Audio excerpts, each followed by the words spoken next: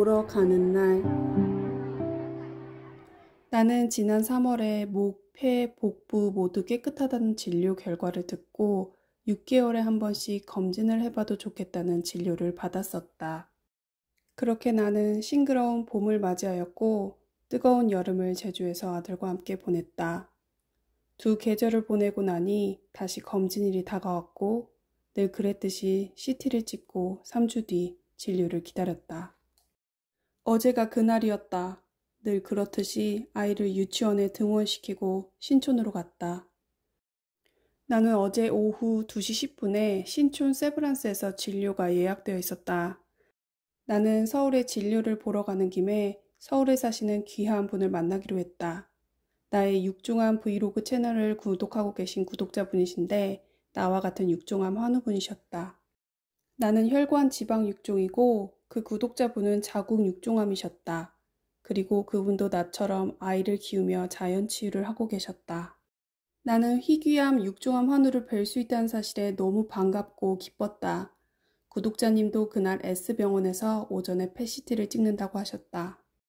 우리는 그래서 정오쯤 서울 안산에서 만나기로 했다. 나는 좀 더 일찍 가서 여유 있게 안산을 걸을 생각이었다. 그런데 생각보다 차가 너무 많이 막혀서 약속 시간보다 30분 정도 일찍 도착했다.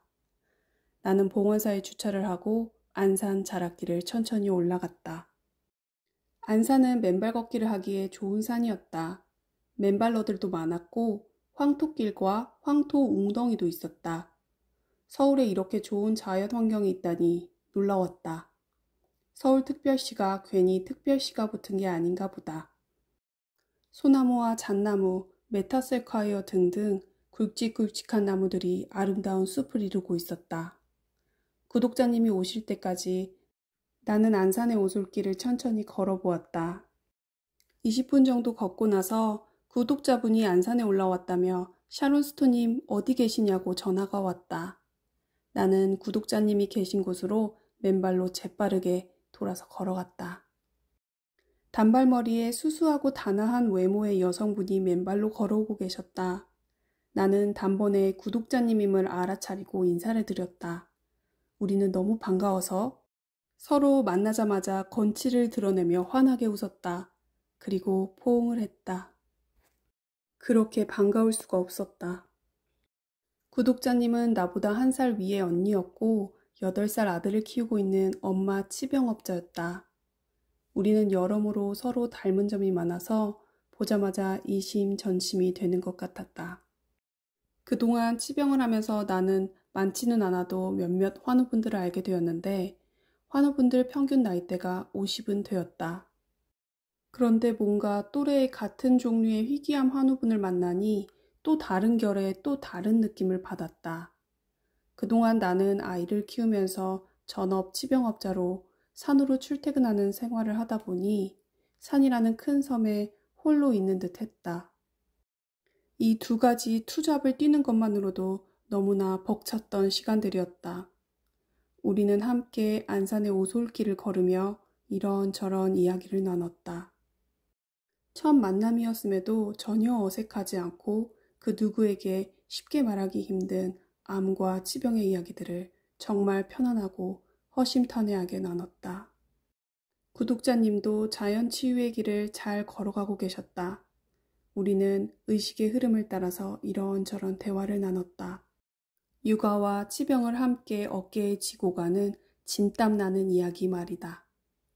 이런 이야기를 하면서도 같은 아이 엄마로서 또 같은 육종암 환우로서 같은 자연 치유의 길을 걸어가는 전업 치병업자로서 서로 공감되는 지점들이 많았다. 육아와 치병을 함께 한다는 것이 정말 어려운 일이긴 하다. 나의 경우에는 부모님이 내가 내린 자연 치유의 결정을 응원해 줄 수 없었고 그 과정에서 다소 와일드하게 부모님과의 거리가 멀어진 경우였다.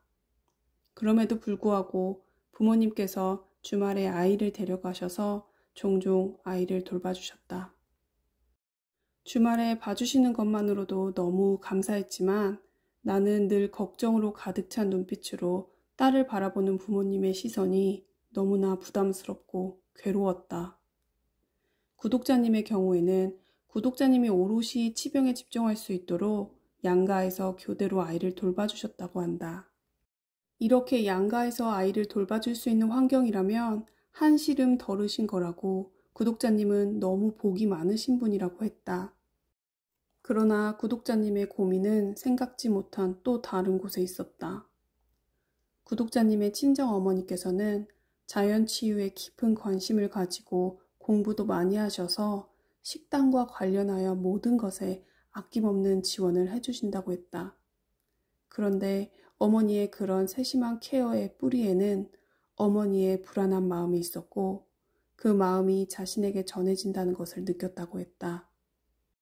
그 속에서 속박되는 것 같고 자유롭지 못한 자신을 발견했다고 했다. 구독자님은 매우 차분하면서도 감정이 풍부하고 섬세하신 분이셨다. 우리는 이런 이야기들을 나누다가 결국 자연치유의 핵심은 나와의 대면이라는 것에 서로 크게 공감하였다.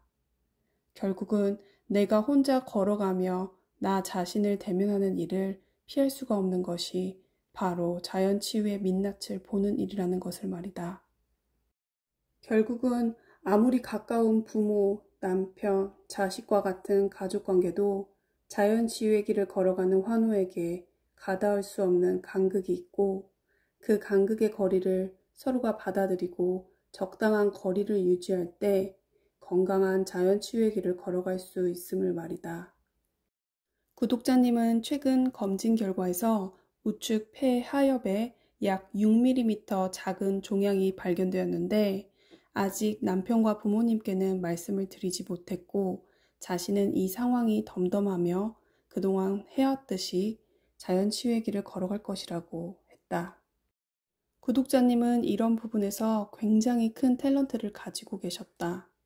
사실 치병에서 가장 어려운 게 편안한 마음을 쭉 가지고 가는 일인데 말이다. 나는 그런 부분에 너무 취약했던 편이었는데 말이다. 어쨌든 그것은 굉장히 큰 탤런트고 그 마음을 쭉 변치 않고 가져갈 수만 있다면 승리는 보장된 일이다. 우리는 또 폐전이 진료를 받았을 때 의사와 나눴던 대화도 어쩜 이렇게 똑같냐고 똑같은 의사가 아닌가 의심스러울 정도였다. 구독자님께서는 육종암 선고를 받았을 때 희귀암이 와서 청천벽력 같았지만 한편으로는 항암이 안 돼서 내심 다행이라는 생각을 했다고 했다. 나는 깜짝 놀랐다. 나도 그런 생각을 했었는데 말이다. 그저 혼자 늘 독백으로 가슴에 품고 있던 생각이었기에 나는 그동안 그 누구와도 이런 대화를 나눠본 적이 없었다. 그런데 이렇게 구독자님과 이런 대화를 나눌 수 있다는 게 정말 신기하고 반가울 수가 없었다. 동네 엄마들이나 친구들과 만나서 이런 이야기를 할 수가 없지 않은가. 사실 어쩌면 정말 내밀한 마음의 저 깊은 곳에 떨어져 있던 독백이 툭 튀어나오는 순간이었다. 구독자님은 마치 메아리 같았다. 구독자님은 내게 어떤 계기로 자연치유의 길을 결심하게 되었는지 궁금해하셨다. 나는 논리적이고 이론적인 판단을 내려서 한 것은 아니었다. 거칠게 표현하자면 내 마음대로 생각해서 한 것이었다.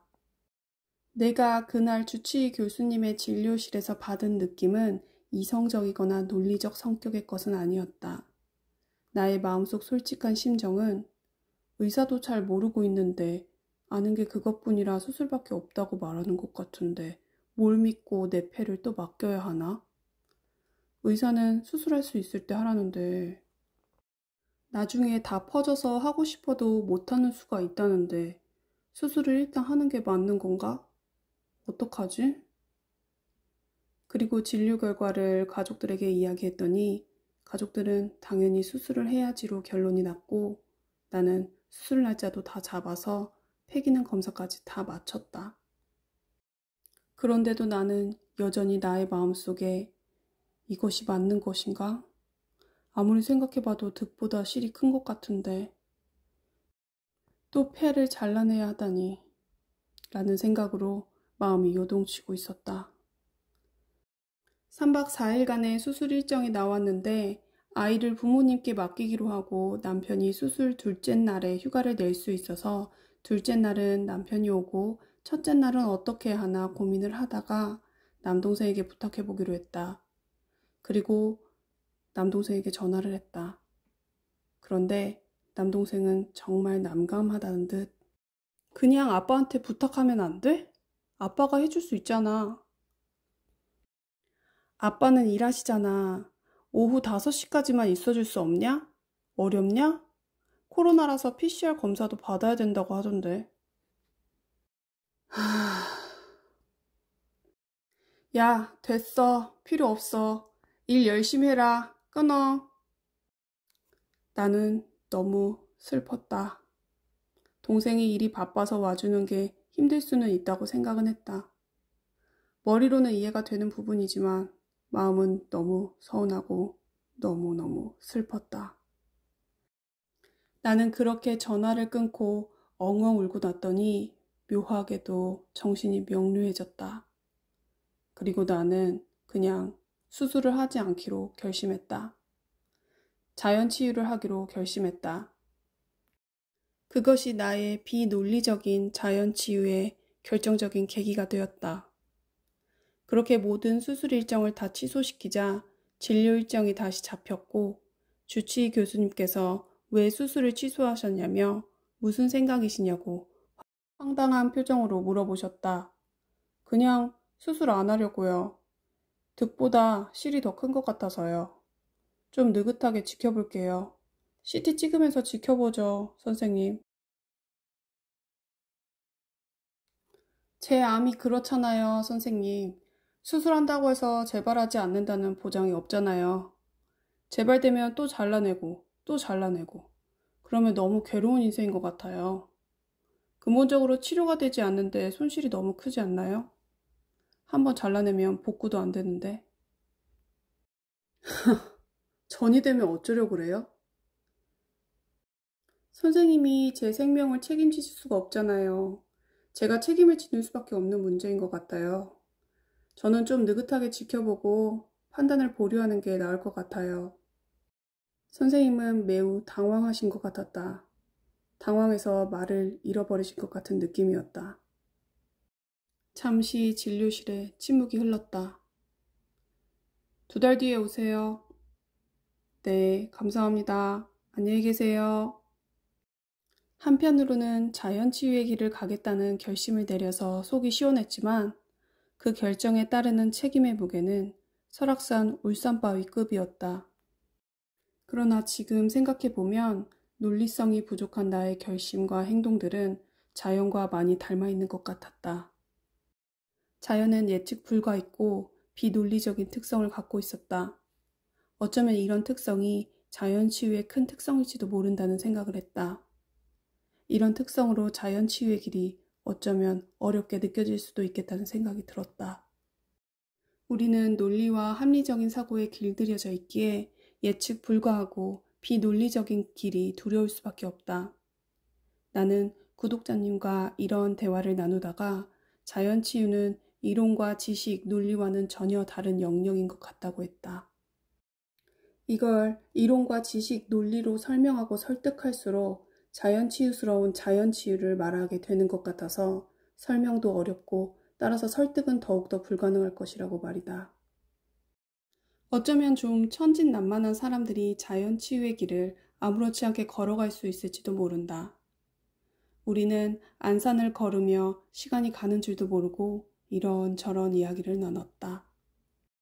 구독자님도 아이를 데리러 가야 했고 나도 진료 시간이 다가와서 세브란스로 갈 시간이 되었다. 우리는 조만간 다시 찐하게 만나기로 하고 집으로 돌아가야 되는 신데렐라처럼 각자의 본업으로 돌아갔다.